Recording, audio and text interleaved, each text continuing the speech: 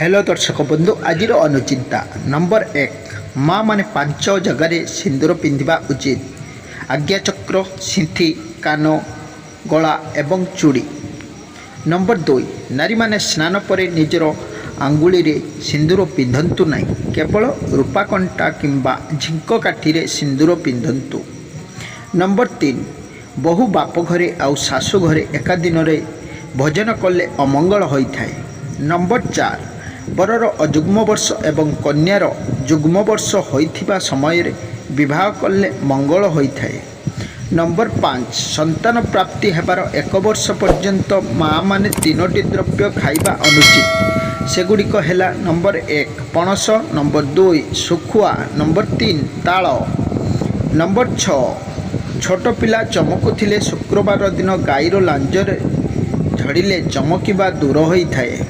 Number 7 आपणक पुओ किंबा झीर प्रत्येक जन्मदिन रे ताकू खसा तेल लगांतु एवं खसा लड्डू खाइबाकू दियंतु। यह करिबा द्वारा तार सबु विघ्न कटि जाए।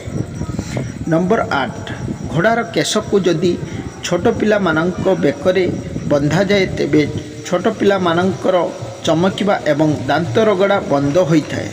नंबर 9 पुरुषर डाहाण हाथ पापुली और नारीर बाम हाथ पापुली कुंडाई हेले शुभ फल मिलता है एवं पुरुषर कानर केश बढ़िले शुभ होता है। नंबर 10 रातिरे पिता दही साग खाइबे नहीं एवं पैड़ पानी पीबे नहीं, यह स्वास्थ्य पाई क्षतिकारक अटे।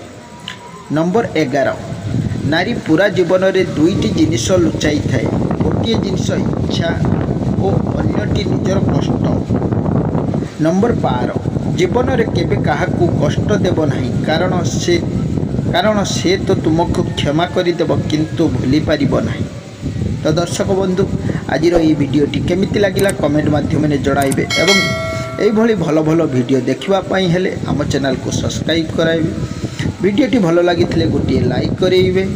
रोची धन्यवाद। जय जगन्नाथ।